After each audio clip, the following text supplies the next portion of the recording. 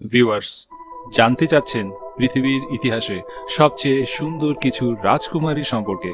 তার আগে যারা এখন পর্যন্ত আমাদের চ্যানেলটিকে সাবস্ক্রাইব করেননি তারা সাবস্ক্রাইব করুন, পাশে নোটিফিকেশন বেলটিকেও বাজিয়ে রাখুন। ভিডিওটি ভালো লাগলে লাইক দিতে ভুলবেন না কিন্তু। তো চলুন শুরু করা যাক আজকের ভিডিও। Viewers, Cleopatra. বন্ধুরা, ক্লিওপেট্রাকে সৌন্দর্যের দেবী বলা হয়ে থাকে। সৌন্দর্যের সাথে সাথে ক্লিওপেট্রার জীবন অনেক বেশি রহস্যময় ছিল। রিসার্চাররা যত বেশি ক্লিওপেট্রা সম্পর্কে রিসার্চ করে তারা তত বেশি অবাক হয়। ক্লিওপেট্রা সৌন্দর্যের পাশাপাশি অনেক বেশি চালাক চতুর এবং অনেক বেশি ষড়যন্ত্রকারী ছিল। বাবার মৃত্যুর পর তার ভাই এবং সে মিলে রাজ্য শাসন করার কথা ছিল, কিন্তু রাজ্যের উপর তার ভাইয়ের অধিকার সে কখনোই পছন্দ করত না। কিন্তু সে তার ভাইকে মেরে তার হাতটি নোংরা করতে চায়নি, আর সেজন্য সে জুলিয়াস সিজারকে তার প্রেমের জালে ফাঁসায় এবং তার সাথে সম্পর্ক তৈরি করে মিশরের উপরে হামলা করা, এবং সেই হামলায় তার ভাই মারা যায় এবং পরবর্তীতে সে তার বাবার সিংহাসনের অধিপতি হয়। অনেক বিশেষজ্ঞরাই বলে থাকেন সে তার সৌন্দর্য ধরে রাখার জন্য প্রতিদিন 700 গাধার দুধ দিয়ে গোসল করত।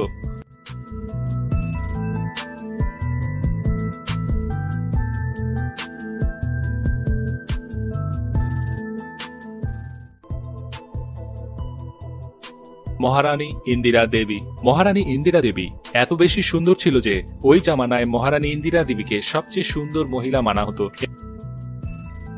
এবং তার বিয়ে কুচবিহারের রাজা জিতেন্দ্র নারায়ণের সঙ্গে হয়েছে। অনেকেই বলে থাকেন তার বাবা মায়ের ঠিক করা বিয়ে ভেঙে সে তার প্রেমিক জিতেন্দ্র নারায়ণকে বিয়ে করেছিল। ইন্দিরা দেবী তার সবসময় সৌন্দর্য ধরে রাখার জন্য সাজগোজ এবং গয়নাগাটি পরা পছন্দ করত, এবং দেশের মধ্যে সিল্ক এবং শিফন শাড়ি ট্রেন্ড প্রথমে রানী চালু করেছিলেন। রানী ইটালির একটি নাম্বার 1 জুতার ব্র্যান্ডকে প্রায় 100 জোড়া হিরে এবং বিভিন্ন রত্ন দিয়ে জুতা বানানোর জন্য অর্ডার করেছিলেন, এবং এই কথাটি পুরো ইতালি জুড়ে রুটে গিয়েছিল।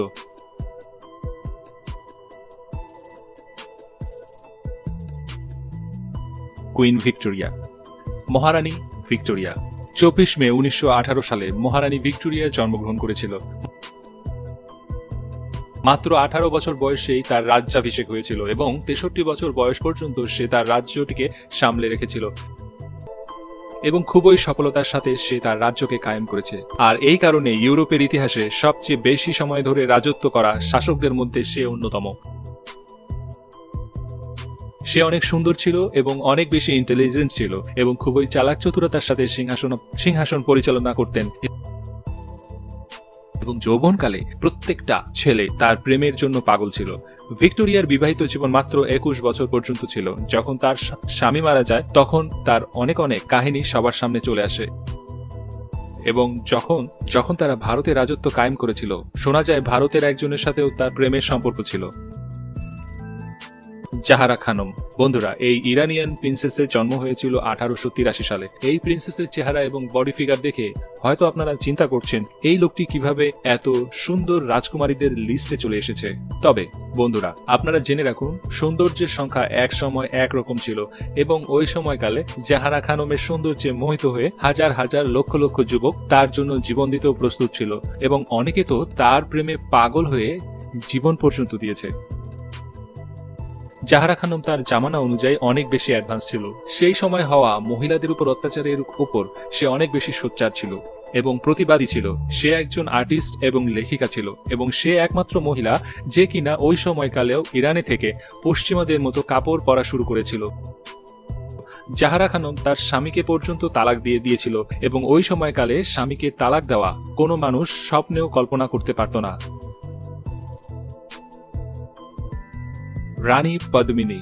এই ইন্ডিয়ান সিনেমা পদ্মাবতীর মাধ্যমে পৃথিবীর প্রায় সবাই রানী পদ্মিনীকে একটু হলেও চিনে থাকেন। আপনারা যদি না জেনে থাকেন তাহলে জেনে রাখি, পৃথিবীর ইতিহাসে সবচেয়ে বেশি সুন্দরী রানীদের মধ্যে রানী পদ্মিনী ছিলেন সবার উপরে। তার এই সৌন্দর্য দেখার জন্য সবাই পাগল ছিল। অনেকে তো তার একটি আঁকা ছবির কাছে রাত দিন বসে কাটিয়ে দিত, যার মধ্যে মোগল বাদশাহ আলাউদ্দিন খিলজিও ছিল। রানী পদ্মিনীর রূপে পাগল হয়ে সে তাকে পাওয়ার জন্য যুদ্ধ পর্যন্ত শুরু করেছিল, কিন্তু শেষ পর্যন্ত সে তাকে পায়নি, কারণ রানী নিজে বাঁচার জন্য নিজেকেই আগুনের মধ্যে সোপর্দ করে দিয়েছিল।